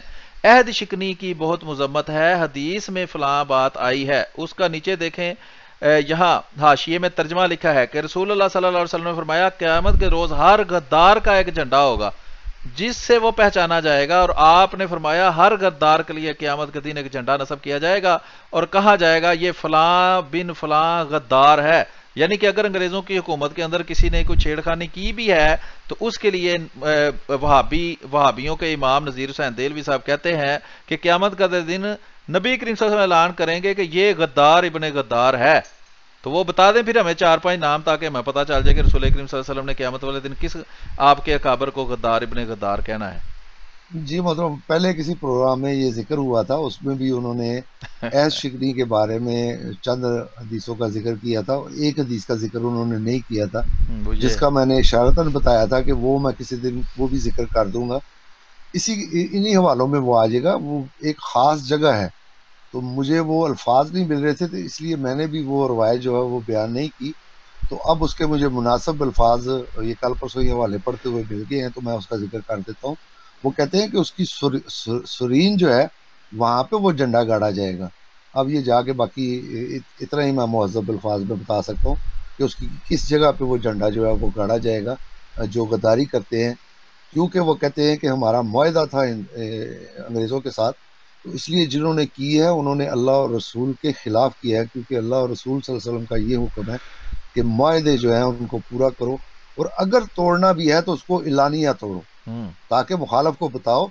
اس کا بھی ذکر انشاءاللہ اگلے حوالوں میں آ جائے گا۔ وہ کہتے ہیں کہ اگر کسی کو شوق چڑھا ہوا تھا جہاد کرنے کا تو جہاد کرنا ہی تھا، تو انگریزوں کو کہتے ہیں کہ تمہارا اور ہمارا جو امن کا معاہدہ وہ ہم اس کو ختم کرتے ہیں، ہم تمہاری حدود سے باہر جا رہے ہیں اور وہاں سے جا کے ہم تم سے جنگ لڑیں گے، یہ نہیں کہ ان کی حکومت میں رہ کے ان کے خلاف لڑو۔ کہتے ہیں یہ غداری ہے، اور اس طرح کے غداروں کے ساتھ پھر جو سلوک کیا جائے وہ بالکل صحیح ہے۔ تو جی محترم اگلا صفحہ پڑھ دیجیے۔ اگلا صفحہ جی اس کا پڑھتے ہیں ہم، یہ لکھا ہے الجواب صفحہ نمبر 285، ارباب شریعت غراء پر مخفی نہیں کہ شرط مباح جہاد کے واسطے 2 امر لابدی ہیں، یعنی کہ جہاد جو ہے وہ 2 شرطیں ہیں، اس 2 شرطیں پوری ہوں تو اس کے بعد جائز ہوتا ہے۔ ایک فقدان امن و امان و عہد پیمان درمیان اہل اسلام اور مقابلین کے، دوم وجدان شوکت و قوت و قدرت صلاح اور آلات جہاد پر، اور ہندوستان میں شوکت و قوت اور قدرت صلاح اور آلات مفقود ہیں اور ایمان و پیمان یہاں موجود ہے، پس جب کہ شرط جہاد کی اس دیار میں معدوم ہوئی تو جہاد کرنا یہاں سبب ہلاکت اور معصیت کا ہوگا۔ تو جب ساری دنیا ہی وہابی دیوبندی بریلوی شیعہ سب ہی جہاد کے خلاف فتوے دے رہے تھے، تو انگریز کو اتنی سائنس لڑانے کی کیا ضرورت تھی کہ ایک بندہ کھڑا کر دے کہ ہمارا خدا بھی مار دو، اور وہی جہاد جو پہلے ہی حرام ہے اس کو اور حرام کر دو۔ بہرحال آگے چلتے ہیں یہ جی۔ اسی وجہ سے تو میں وہ مولوی غلام صاحب وہ غلام حسین صاحب کا حوالہ دیتا ہوں، جو بار بار کہتے ہیں کہ کیا ان میں عقل نہیں تھی۔ تو محترم یہ دیکھ لیں کہ کیا ان میں عقل نہیں تھی. یہ آپ سوال اپنے آپ سے کریں اور اس کا جواب بھی جو ہے وہ تلاش کریں. جی آگے چلتے ہیں جی. کتاب کا نام ہے ترجمان وہابیہ. وہابیہ؟ یہ وہابیہ کون ہے؟ یہ تو مانتے ہی نہیں کہ ہم وہابی ہیں. یہ مولانا صدیق حسن خان نے ایک باقاعدہ ایک پوری کتاب لکھی تھی. اس میں انہوں نے جو ان پہ اصل میں مسئلہ یہ ہوا تھا کہ کسی وجہ سے جیسے آج پاکستان میں دہشت گرد جو ہے وہ نام بدنام ہے, کسی کو بھی دہشت گرد کہہ دو. تو اس وقت جو باغی گورنمنٹ کے تھے ان کو وہ وہابی کہتے تھے نفرت کی وجہ سے. یہ وہابی نہیں ہے جن کو آج ہم وہابی کہتے ہیں یا اہل حدیث کہتے ہیں. وہ جو بھی باغی ہوتا تھا اس کو وہ وہابی, اور یہ نفرت کی علامت بن گیا تھا. دوسری طرف بریلویوں نے ان کو بھی وہابی کہنا شروع کر دیا کہ جو اپنے آپ کو غیر مقلد کہتے تھے. اس وجہ سے انہیں پھر یہ ضرورت پڑی کہ یہ اس کی وضاحت کریں کہ ہم وہ والے وہابی نہیں ہیں, ہم یہ والے ہیں. اس وجہ سے انہوں نے اس کتاب کا نام جو ہے وہ ترجمان الوہابیہ لکھا باقاعدہ. بلکہ اس سے آگے وہ حوالہ انشاءاللہ آ جائے گا, آج ہی ہو جائے گا میرا خیال ہے, اگر آج نہ ہوا تو کل ہو جائے گا, جس میں انہوں نے باقاعدہ حکومت کو درخواست دے کے تو پھر یہ لفظ وہابی جو ہے اس کی ممانت کروائی ہے کہ آئندہ سے ہمیں جو ہے وہ وہابی نہ کہا جائے, اور جو فرقہ اپنے لیے جو لقب پسند کرتا ہے اس کو وہی اسی سے بلانا چاہیے. وہ کہتے ہیں کہ یہ بددیانتی اور خیانت ہے اور یہ برا فعل ہے کہ کوئی فرقہ جو ہے وہ اپنے آپ کو کسی اور نام سے منسوب کرے اور آپ اس کو کسی اور نام سے پکاریں. تو وہ انشاءاللہ وہ جو درخواست انہوں نے دی تھی حکومت کے پاس کہ ہمیں وہابی نہ کہا جائے, اور گورنمنٹ نے وہ منظور بھی کی, اس کا بھی حوالہ آ جائے گا. تو یہ دیکھ لیں, اس میں سے بھی ہمیں چیدہ چیدہ حوالے پڑھنے, یہ ساری کتاب پڑھنے کی ضرورت نہیں ہے. میرا خیال ہے کہ نشان لگے ہوں گے تو وہاں تک وہی ہم صرف پڑھیں گے. ترجمان وہابیہ یعنی کہ جو اپنے آپ کو اہل حدیث کہنے کی ناکام کوشش کرتے ہیں, ان کے امام کا رسالہ 112 نمبر صفحہ ہے, صفحہ نمبر 4 ہے جی, اس سے ہم پڑھتے ہیں. لکھا ہے پس جب میں نے دیکھا کہ یہ طوفان بے تمیزی طغیان پر ہے اور بلاد ہندوستان کا احوال بھی جو سنا جاتا تھا, تحقیق کیا تو معلوم ہوا کہ یہ سب بیچ کے فکرے ہیں. دولت عالیہ برٹش نے اس معاملہ میں قدیماً و حدیثاً یعنی پہلے بھی اور بعد میں بھی ہر جگہ انصاف پر نظر رکھی ہے. کسی جگہ مجرد تہمت اور افتراء پر کاروائی خلاف واقع نہیں فرمائی, بلکہ اشتہار آزادی مذہب جاری کیے, اور سوائے باغیان دولت انگلش کے فقط مذہب زید و عمر پر کبھی مواخذہ نہیں کیا. ہوئے ہوئے اتنی انصاف پسند, تو یہ تو اس کو کہتے ہیں بڑی ظالم تھی. بہرحال یہ آپس کے ان کے معاملے ہیں. اچھا, مواخذہ نہیں کیا, اور لائق حال ہر سلطنت کے بھی یہی ہے کہ جب کسی سے کسی جگہ پر کوئی فتنہ اٹھے تو اس کے نزدیک اسباب و بغاوت پائے جائیں اور اس کی کوشش فساد میں ملاحظہ ہو, خواہ وہ وہابی عرفی ہو یا نہ ہو. وہابی عرفی, ٹھیک ہے جی, یعنی کہ جس کو وہابی کہتے ہیں وہ ہو یا نہ ہو, اس سے ضرور باز پرس کی جائے, اور جس کو دشمن اس کے نجدی مشرب یا وہابی مذہب یا لا مذہب تو یا یہ کچھ اصل ٹھہرا. میں وہ جی وہابی عرفی انہوں نے اسی معنی میں کہا ہے کہ جو باغیوں کو جو بھی بغاوت وغیرہ کرتے تھے تو ان کو عرف عام میں, جیسا کہ آج کل دہشت گرد ہم کہہ دیتے ہیں, قطع نظر اس کے کہ وہ دیوبندی ہو, اہل حدیث ہو, یا کوئی بھی اس فرقے سے تعلق رکھتا ہو, تو اس زمانے میں بھی یہ نفرت کے سمبل کے طور پہ جو بھی گورنمنٹ کے خلاف اٹھتا تھا اس کو وہ وہابی ہی کہتے تھے. تو یہ اس لیے انہوں نے یہاں پہ وہابی عرفی کا جو ہے وہ استعمال کیا ہے. انشاءاللہ وہ آگے اس کی وہ وضاحت بھی ہو جائے گی. اور جس کو دشمن اس کے نجدی مشرب یا وہابی مذہب یا لا مذہب یا اور کچھ ٹھہراویں, اور وہ اس غافل وغیرہ آگے لکھا ہے, تو وہ اس کو پردہ تہمت وہابیت وغیرہ میں دشمن گورنمنٹ سار کر کے نقصان پہنچاوے. آگے ہے جی, وقت تحقیقات ایسے مقدمات کا سرکار عالیہ برٹش کو یہ بات بخوبی ثابت ہو گئی کہ اکثر مدعی کاذب اور مدعا علیہ صادق ہیں. ایک معاملہ اسی قسم کا حال میں سنا گیا تھا کہ جس کی تصدیق پھر اخبار میں ہو گئی تھی. کیفیات مقدمہ غور فرما کر نیز استفسار روداد مقدمہ از گورنمنٹ بنگال و پنجاب گورنمنٹ جنرل بجلاس کونسل مہربانی فرما کر فیصلہ کرتے ہیں کہ کل وہ وہابیان قیدی, کون سے قیدی جی, کل وہ وہابیان قیدی جن کی نسبت حکم سزا حبس و دوام عبور دریائے شور قرار پایا تھا اور جرم ان کا مدد جنگ مقابلہ گورنمنٹ سمجھا گیا تھا, اور جن کی میعاد اب تک باقی رہی ہے, اور وہ قید سے رہا کیے جاتے ہیں, اور ان کی سب کو واپسی وطن اجازت دی جاتی ہے. آگے لکھا ہے جی, شروع سال کو ابتدا کیا, چنانچہ اسے نہ صرف مسلمانان ہند نے خوشی کے ساتھ تجویز گورنمنٹ کو قبول کیا, بلکہ آمد कुल सकना हिंद ने गवर्नमेंट के इस काम पर खुशी जाहिर की कि इस कार्रवाई से गवर्नमेंट ने बड़ा अच्छा काम किया, बड़ी नेक गवर्नमेंट है भाई। अच्छा, सफा नंबर 6 है जी, हिंदुस्तान के आमतुल मुस्लिमीन ने जो दिली खैर ख्वाही निस्बत अंग्रेजी कार्रवाई के मुकदमा जंग मिस्र जाहिर की है, ये बड़ी दलील है कि कुल मुसलमान हिंदी दिली खैर ख्वाह गवर्नमेंट अंग्रेजी के हैं। तो जो नहीं था वो फिर यानी कि इस कुल मुसलमान से बाहर था, वो कोई काफर होगा, कोई जिंदीक होगा, कोई मुनाफिक होगा। अच्छा, अब इससे ज्यादा किसकी गवाही होगी इस बात पर कि हिंद के मुसलमान में कोई दुश्मन अंग्रेजी सरकार का नहीं है। ये जनाब या तो ये झूठा है या देवबंदी झूठे हैं, अब फैसला कर लें। ख्वाह उनको कोई दुश्मन उनका बलफज वहाबी मशहूर करे या ना करे, किससे लफज है जी, वहाबी लफज के मशहूर करे या ना करे। और सच पूछो तो है भी यूं ही। आगे है अल हासिल, ये रिसाला इस घर से लिखा गया कि सरकार आलिया ब्रिटिश को यह बात मालूम हो जाए कि मुसलमाना ने रियासत हिंद रियाया से हिंद में कोई बदख्वाह इस दौलत उज़मा का नहीं है, और जिन मुसलमाना ने रियासत वगैरह पर दुश्मन उनके तोहमत वहाबियत की लगाते हैं वो हरगिज वहाबी नहीं। माशाअल्लाह, जिनको वहाबी कहा जाता है वो वहाबी नहीं। वो कौन है, वो देखते हैं। वो असल मजहब सही इस्लाम में मसला जहाद किस तरह पर है, और अहले इस्लाम बल्कि उमराए मुस्लिमीन जिनकी निस्बत ऐसी मुखबरी गलत पेशगौर कभी की हो या अब भी होती है, वो इस राह रस्म से बिल्कुल बरी हैं। यानी कि वो वहाबी नहीं, वो असल मजहब सही इस्लाम पर हैं। यानी कि जो भी अंग्रेजों के खिलाफ बात करता है वो वहाबी है, और ये जो हम तो हैं वो अंग्रेजों के खिलाफ हैं ही नहीं, तो हमें क्यों वहाबी कहते हैं बारह वगैरह। लाकिन जमाना गदर, हिंदुस्तान में गदर लिख दिया, देखें इतने बड़े जहाद को गदर लिख दिया ये।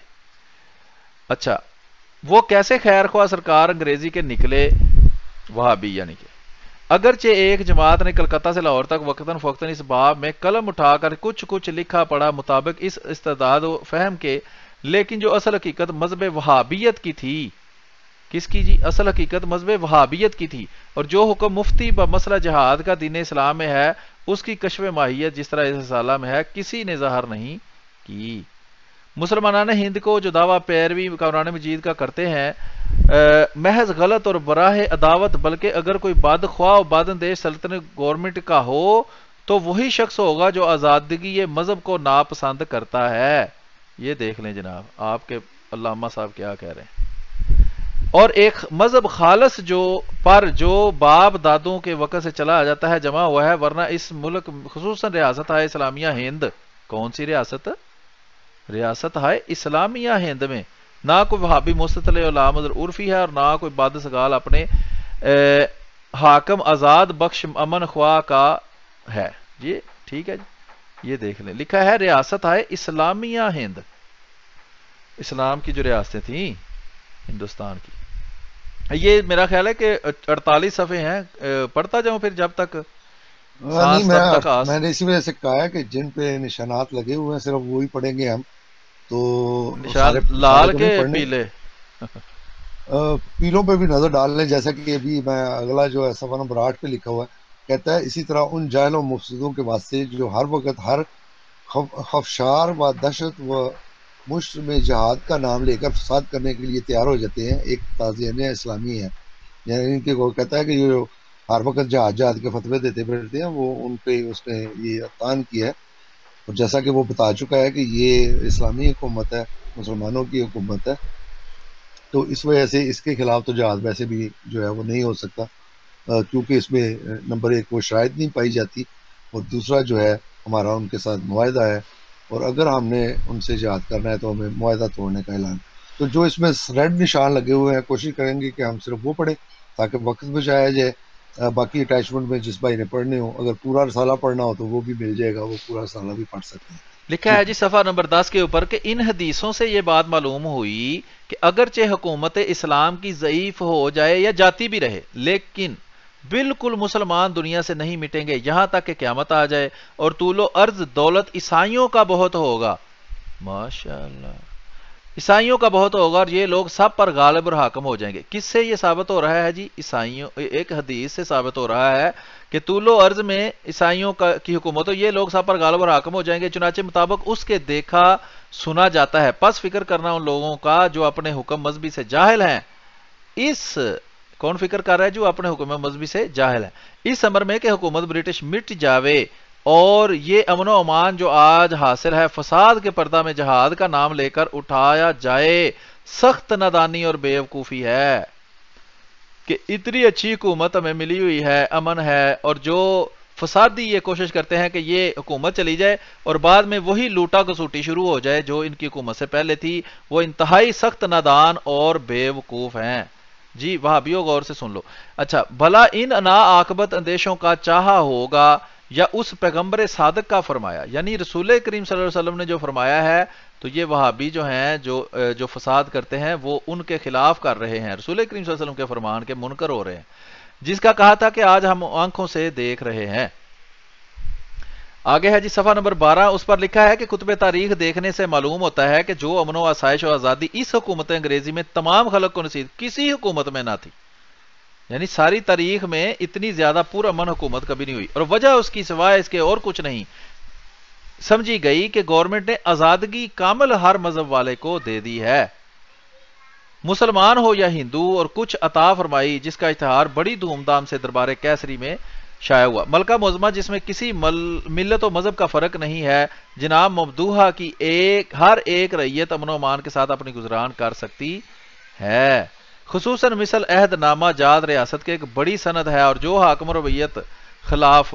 آگے صفحہ نمبر 16 ہے جی، لکھا ہے کہ جس کے سبب سے ملک سرکار برٹش میں اندیشہ فساد رہتا ہے اور بڑے امن و امان۔ جی ایک منٹ، یہ بھی آپ نے ایک لفظ بولا ہے عہد نامہ جات، جی یہ غور کریں، پیچھے آپ نے ابھی تھوڑی دیر پہلے ایک جی لفظ جی بولا ہے صفحہ عہد نمبر نامہ جات۔ 13 کے آخر پر لکھا ہے، ہاں، یہ خصوصاً 7 جلدوں پہ مشتمل ہے عہد نامہ جات، اس کی صرف مجھے جو 2 جلدیں جو ہیں وہ مل سکی ہیں، اس میں انہوں نے یہ بتایا ہے کہ یہ جتنے بھی اس وقت جو اسٹیٹس تھی، جو ریاستیں تھی، جو ہاں راجے میں راجے تھے، ان سب کے ساتھ سرکار انگریزی نے باقاعدہ معاہدے معاہدے کیے تھے۔ کیے ہوئے تھے۔ وہ پوری صحیح 7 جلدوں کی میں کتاب وہ چھپی ہوئی ہے، جس کی صرف اس وقت میرے پاس تیسری اور 7ویں جلد ہے، تو صحیح میں کوشش کر رہا ہوں کہ مجھے اس کی باقی جلدیں بھی مل جائیں۔ اسی کا ذکر جو ہے مولانا اشرف علی تھانوی نے بھی کہا تھا، کہتا کہ مجھے ہمیشہ یہ کھڑک سی رہتی تھی کہ یہ بار بار ہم معاہدوں کا ذکر کرتے ہیں تو وہ معاہدہ کبھی دیکھا نہیں، تو کہتا ہے آج مجھے بڑی خوشی ہوئی کہ یہ میں نے وہ معاہدہ بھی دیکھ لیا کہ جو ہمارا انگریزوں کے ساتھ ہے۔ بہرحال ہاں یہ دیوبندیوں کے ضمن میں بات چلی جائے گی، لیکن یہ باقاعدہ معاہدے موجود تھے، اسی وجہ سے وہ جنہوں نے بھی وہ حدیثیں کوٹ کی ہیں کہ جو معاہدے کی خلاف ورزی کرے وہ اللہ اور رسول کے ساتھ جنگ کرتا ہے، اور اس کے سرینوں پہ ڈنڈا جو ہے وہ لگایا جائے گا کہ یہ غدار ابن غدار ہے، انہی معاہدوں کی وجہ سے۔ میں پھر بتا دوں کہ اگر اس کے بعد بھی کسی کو اگر جذبہ جہاد کا کوئی شوق چڑھا ہوا تھا تو اس کے لیے یہ فرض تھا کہ وہ اس معاہدے سے برات کا اعلان کرتا، حکومت انگریزی کی حدود سے باہر نکل جاتا، کیونکہ وہ یہ نہیں ہو سکتا کہ آپ اس کے رعایا بھی رہیں، اس کے وہ جو معاہدے ہیں اس کے اندر بھی رہیں اور اس کے خلاف جہاد بھی کریں۔ اور دوسرا یہ کہ اعلانیہ وہ کہتا کہ آج سے تمہارا اور ہمارا معاہدہ ختم ہو گیا ہے، جیسا کہ حضرت صلی اللہ علیہ وسلم نے بھی کفار مکہ کو باقاعدہ پیغام دے کے یہ کہا تھا کہ ہمارا اور تمہارا جو معاہدہ صلح حدیبیہ پہ ہوا تھا آج وہ ختم ہو گیا ہے، اب ہم پھر دوبارہ حالت جنگ میں ہیں۔ تو اگر حضرت صلی اللہ علیہ وسلم کی، اللہ کی اور اس کے رسول کی اطاعت کرنے والے تھے تو ان کا بھی فرض تھا، اگر کسی نے جہاد کا فتویٰ دیا ہے تو سب سے پہلے وہ ان معاہدوں سے برات کا اعلان کرتا اور اعلانیہ کرتا ہے کہ ہمارے اور تمہارے معاہدے جو ہیں، ورنہ وہ سارے کے سارے غدار ہی کلائیں گے۔ جی محترم۔ لکھا ہے جس کے سبب سے ملک سرکار برٹش میں اندیشہ فساد رہتا ہے اور بڑے امن و امان کا نور ہندوستان میں چمکنے لگا۔ انہوں نے اپنی کسی کتاب میں مسئلہ جہاد کا ذکر نہیں لکھا، چہ جائے کہ ذکر جہاد بسرکار عالیہ انگریزی، بلکہ سرکار نے ان کی نسبت معاملہ قدر شناسی کا اس وقت میں فرمایا۔ چنانچہ تحریر سید احمد خان نیچر سے بھی ثابت ہے، اگرچہ بہت سے مفسرین نے جن کا شعار فسق و فجور تھا ان کے مقابلہ میں بہت کوششیں کی، مگر حکام انگریزی نے اس کی سماعت نہیں کی۔ صفحہ نمبر 18 پر ہے جی، حکام انگلیشیا کی فی الحال فرما روا ملک ہندوستان ہے، ان کے دلوں میں یہ بات ہے، اس لیے کہ اس صورت میں ہندوستان ان کے نزدیک دارالحرب ہوگا، نہ دارالاسلام، اور دارالحرب میں رہ کر، صفحہ نمبر 19 ہے، دارالحرب میں رہ کر اور غیر مذہب والوں کے ملک میں بامن و امان بس کر کسی مسلمان کے نزدیک ارادہ اور قصد جہاد کرنا روا نہیں۔ چنانچہ غدر میں جو چند لوگ نادان عوام الناس فتنہ و فساد پر آمادہ ہوئے، جہاد پر نہیں جی، کس پر آمادہ ہوئے؟ فتنہ اور فساد پر آمادہ ہو کر جہاد کا جھوٹ موٹ نام لینے لگے اور عورتوں اور بچوں کو ظلم و تعدی سے مارنے لگے۔ یہ دیکھیں یہاں ثبوت ہے اس چیز کا کہ انہوں نے کیسا جہاد کیا کہ جو رسول کریم صلی اللہ علیہ وسلم کے حکام کے بالکل خلاف تھا۔ یہ اصل میں ہندو اور جو مسلمان کہلانے والے نام کے مسلمان لٹیرے تھے، ڈاکو اور فسادی تھے، وہ لوگ تھے۔ لوٹ مار پر ہاتھ دراز کیا اور اموال رعایا اور برایا پر غصباً قابض و متصرف ہوئے۔ انہوں نے خطائے فاحش کی اور قصور ظاہر اس لیے کہ قرآن و حدیث کے موافق کہیں شرطیں جہاد کی موجود نہ تھیں۔ کس کے مطابق جی؟ میرے خیال میں نہیں، یا اور کسی وجہ سے نہیں، لکھا ہے قرآن و حدیث کے مطابق موافق کہیں شرطیں جہاد کی موجود ہی نہ تھی۔ تو جہاں جہاد کی شرطیں موجود نہیں تھی وہاں کوئی کہے جی جہاد نہیں کرنا، تو اس پر الزام کیسا ہے؟ صرف سودائے خام اور خیالی پلاؤ حکومت رانی اور ملک ستانی کے ان کے دلوں میں اور مغزوں میں سمائے ہوئے تھے۔ ہم نہیں جانتے کہ ان میں سے کسی جماعت اور لشکر میں خلوص نیت اور پاکی نیت اور انصاف واجبی اور طبیعت مذہب اسلام ہو۔ اللہ ہی ان کے حال سے خوب واقف ہے۔ رہا یہ امر کہ نفس جہاد غیر مسلمانوں سے اور فضیلت اس کی مسلمانوں کی شریعت میں ثابت ہے، اس میں بدعتی اور سنی اور شیعہ اور رافضی اور خارجی اور ہندی اور سندھی اور جدیدی سب برابر ہیں۔ اس میں سے جو وہابیوں کا ذکر ہے جی وہ یہاں لکھا ہوا ہے، یہ نجدی جو ہے نا یہ وہابیوں کو کہا گیا ہے، کیونکہ اور کہیں بھی اس کا ذکر نہیں ہے۔ اور اس کے وقوع کے بصورت وجود شرائط اور وجود اسباب سب مسلمان قائل ہیں، کوئی ادنا مسلمان بھی اس کا انکار نہیں کر سکتا، لیکن شریعت میں کسی حکم کا ہونا اس کے وقوع کو مستلزم نہیں ہے۔ جہاد تو ہے لیکن جہاد کی شرائط ہے، نماز کی بھی شرائط ہے، حج کی بھی شرائط ہے، روزہ کی بھی شرائط ہیں، اور یہ امر بھی بخوبی ظاہر ہے اور تاریخ دانوں پر خوب روشن ہے کہ کوئی شخص آج تک نجد سے عالم فاضل کی صورت میں ہو کر ہند میں داخل نہیں ہوا۔